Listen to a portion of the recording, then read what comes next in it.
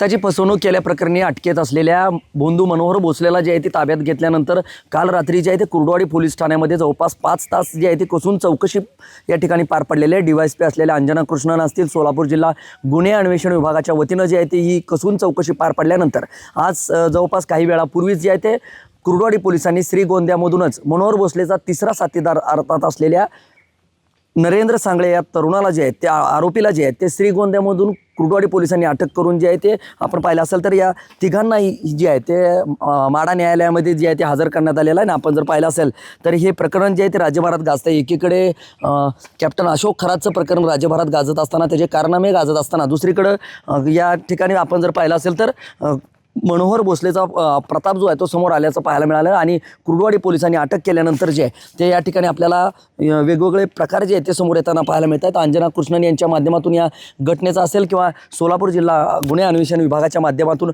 या ठिकाणी तपास केला जातोय। मात्र या तपासादरम्यान एक धक्कादायक माहिती समोर आल्याची माहिती जी आहे ती TV9 ला मिळालेली आहे। आपण जर पाहिलं असेल तर या वेगवेगळ्या चौकशीतून वेगवेगळे कांगोरे जे आहेत ते समोर येताना पाहायला मिळतात। वरिष्ठ पोलीस अधिकारी जे आहेत ते या मायाजालमध्ये अर्थात मनोहर भोसलेच्या या मायाजालमध्ये अडकल्याची धक्कादायक माहिती जी आहे ती पोलीस तपासातून समोर आलेली आहे। आपण पाहिलं असेल तर करमाळा तालुक्यात असलेल्या या घोटीमधील मनोहर भोसलेंचा जो रिसॉर्ट आहे अर्थात आश्रम ज्याला संबोधलं गेलं, हजारो भक्त जे आहेत त्या अमावस्येला या ठिकाणी येत असल्याची माहिती समोर आली होती।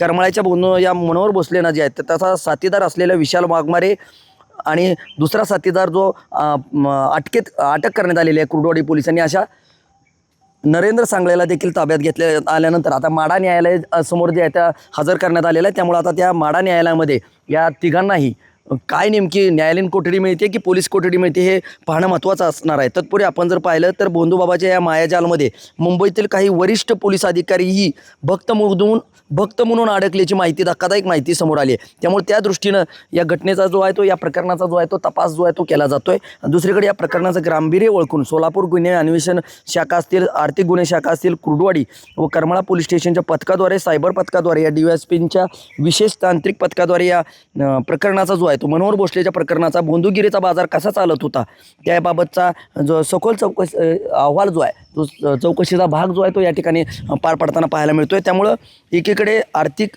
देवाणघेवाण काय झाली आहे, किती आर्थिक व्यवहाराची कसून चौकशी जी आहे ते या निमित्तानं केली जाते। विशाल वाघमारे हा मनोहर भोसलेंचा दुसरा साथीदार होता, तो नातेवाईक असल्याचं देखील पोलीस तपासातून निष्पन्न झालेलं आहे। पोलिसांनी जे आहे ते मठातील काही सेवेकरांनाही ताब्यात घेऊन त्यांची सखोल चौकशी केली आहे। या रॅकेटमध्ये आणखी किती लोकांचा सहभाग आहे याचा शोध जो आहे तो कुर्डवाडी पोलीस असतील, एकंदरीत जिल्हा पोलीस प्रशासन घेताना पाहायला मिळते।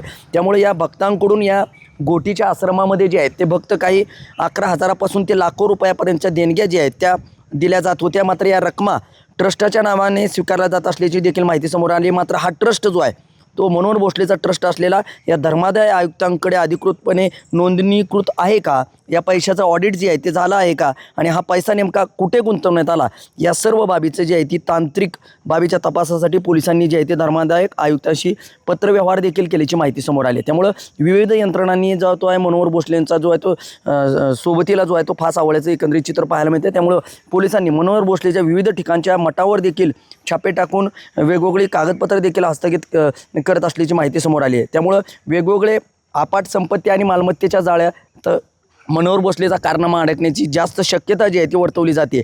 या तपासादरम्यान बोंधूबाबाच्या मालमत्तेबाबत महत्त्वपूर्ण माहिती देखील पोलीस तपासात समोर आल्याची माहिती समोर आली आहे।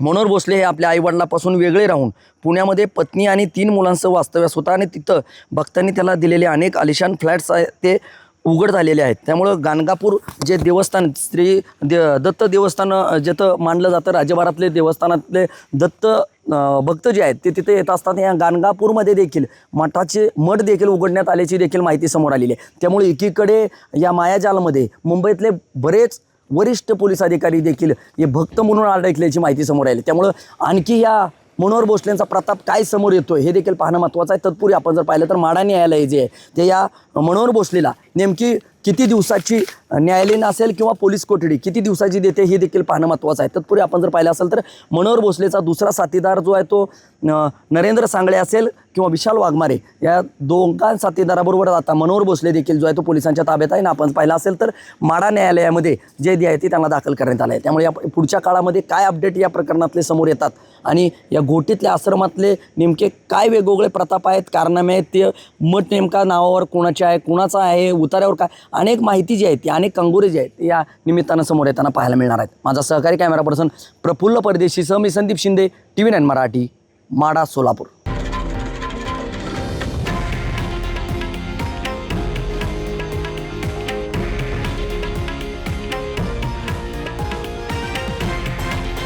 हे आहे देशातील नंबर 1 न्यूज नेटवर्क आणि आपण पाहत आहात TV9 मराठी, एकमेव.